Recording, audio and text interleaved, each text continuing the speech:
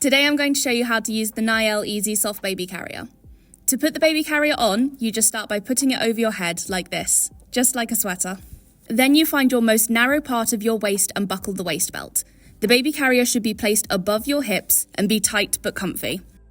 Now we open up the magnetic buckles, allowing the front panel to come down like this.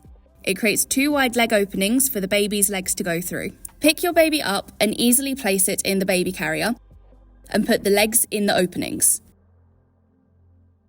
Then it's just to snap the 2 buckles and you will hear a clicking sound when they are fastened.